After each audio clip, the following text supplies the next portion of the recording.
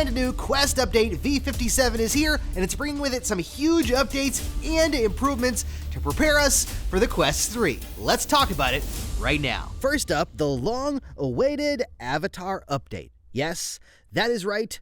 Quest avatars finally will have legs. Currently, it's only going to be in the home.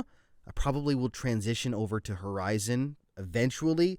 Right now, though, the update says we're thrilled to deliver one of the most highly requested feature updates for MetaQuest. Your avatar will now have legs when you're in Horizon Home. You can also customize the color of your avatar's hair, eyebrows, and more using the avatar editor mirror in your home. So, as announced last year at Connect, we are now getting legs. Unfortunately, it's only in the home environment, but it's an improvement over what we had before. So hopefully this will come to things like Horizon Worlds and other games. Like, I would think that something like Golf Plus would greatly benefit from this because it would just feel even better in multiplayer. And you can actually put some golf shoes on. There's also other improvements for Horizon Home as well, including the free teleportation update. It says that you can now freely teleport within your home, similar to how you can teleport to move around in many VR apps. Press your controller thumbstick forward to bring up the teleporter,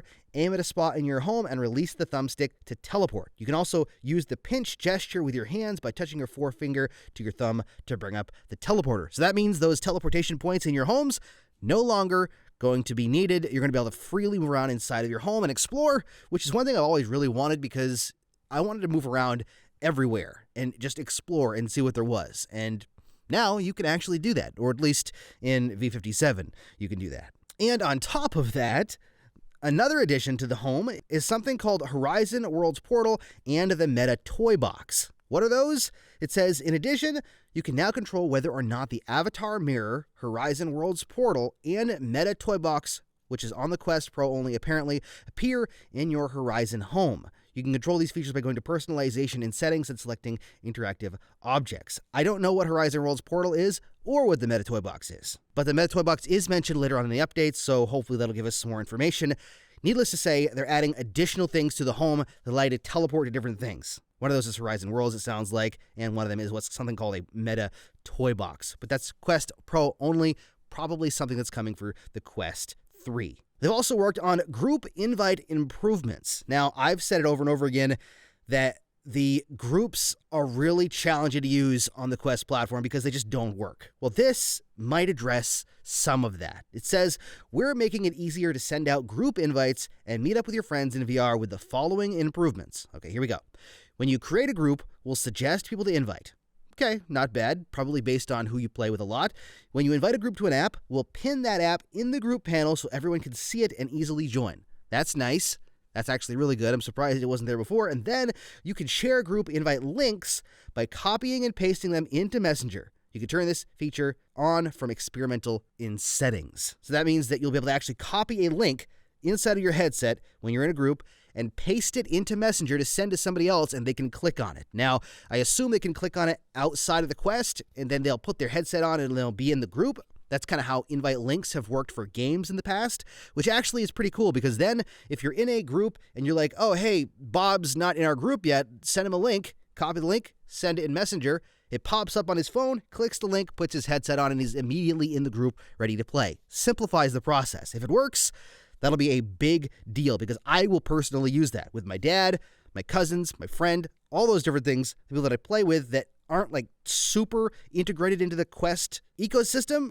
It would be way easier to do that, and then you jump into an app from there. And I assume when you're in a group, you can pull them to your home like you have done before, so you're essentially sending an invite link to come to your home and be part of the group. They're also adding in unsend image messages. It says you can now unsend image messages in VR and in the mobile app by hovering over or tapping on a message and selecting unsend. So I assume that the text could be unsent, but now images can be. There's also the hands tutorial. We're updating our hands tutorial to show you all the ways in which you can use hand tracking and direct touch. You can find the hands tutorial in the guide app. So they're updating that tutorial for using your hands with hand tracking and all that stuff. All of this is probably in preparation for the Quest 3, if I'm being honest. Also, the People tab portrait mode. When you open a tab from the universal menu, your People tab will also open in portrait mode, making it easier to chat and group up with your friends. I like this because I'm used to interacting socially in portrait mode instead of landscape mode.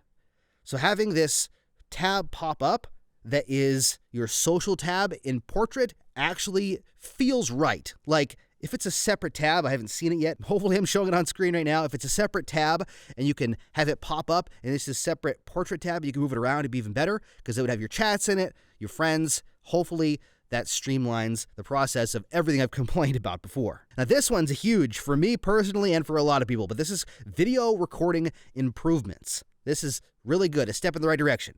We've made the following enhancements to recording video in VR. Video recordings will now record 2-channel stereo audio instead of the lower quality monophonic audio, which is awesome.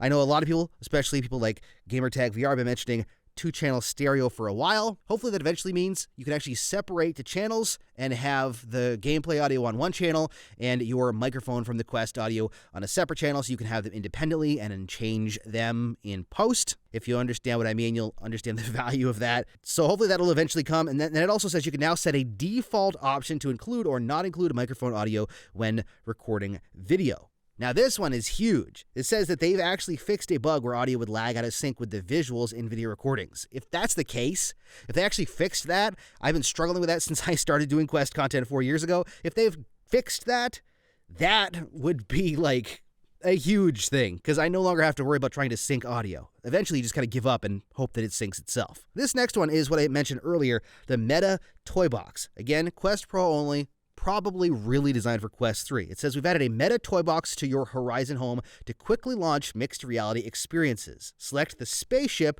to blast off.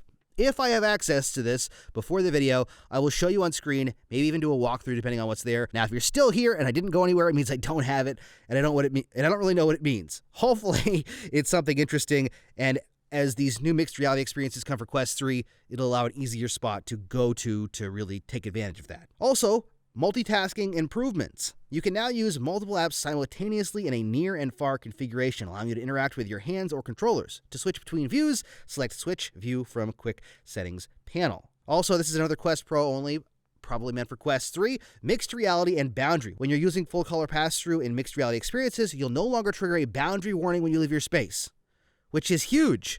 If you watched my mixed reality experience before, where I went to Walmart, I was getting that warning non-stop, return to your play space. Now they've designed it so there's no boundary if you're in mixed reality. So if you're playing a mixed reality game and you walk outside your boundary space, it's up to you to know you've gone outside your boundary and go back to it instead of being told that you're outside of it. Now, your game that you're playing probably will tell you too, more than likely, I would guess, but the Quest itself will not have a pop-up box that says you've gone outside your boundary. Now, there's one last thing I want to mention really quickly that's not on this list, but that I'm supposed to be getting access to very soon. And when I do, I will start streaming on YouTube. That's right. I said streaming on YouTube. YouTube streaming, in a sense, is coming to the Quest. Now, it does require some workarounds, if you will, because really what they're doing is bringing chat integration. So with YouTube live streaming, what you're going to do is you're going to actually go into the camera tab and click on the live stream with chat. Now, I believe this is how it goes, okay? I don't have access to it yet. Once you've done that, you're actually going to put in your information for your YouTube channel, and you're going to set everything up, and you're going to hit stream. What that's going to do is actually going to stream to a browser on a local computer, but it will also take the chat from your channel that you've put in and put it in your headset in a box, so you can actually see the chat. That'll allow you to use OBS to stream from a PC what you're seeing on your Quest, like some people do already, but also get YouTube chat. And if I can get that working, I want to do some live streams fairly consistently because Quest live streams have been something I want to experiment with, but it was always not possible because the chats were annoying and I just couldn't see chat. I had to look at my phone. From now on, if I can get that integrated and get it working properly, let me know down below if you want to do some live streams. I'd love to do some live streams together where I'm playing games maybe that you haven't seen or that you want to see, and you can help me out in the chat. That sounds like a blast. I don't do it a lot because Quest doesn't work and the channel is primarily Quest. Well, now if the chat can actually come to Quest, I would be ecstatic. There you go. There is a walkthrough of what Quest Update v57 includes. This, in my opinion, is kind of like the first step in the preparation for the Quest 3. I imagine next month update will be more of the same, additional updates preparing for the Quest 3 as well. What do you think though? What are you most excited for in this Quest update? Is it the legs finally coming to the meta avatars? Is it the improvements to recording quality? Or maybe it's those little things that are added in to the home environment like the portal to Horizon Worlds, or this new meta toy box, whatever that means when it finally launches for the Quest Pro and eventually the Quest 3. Let me know down in the comments what you think. Thank you so much for watching. Don't forget to hit subscribe to keep up to date on all things Quest, including the Quest 3, and happy questing.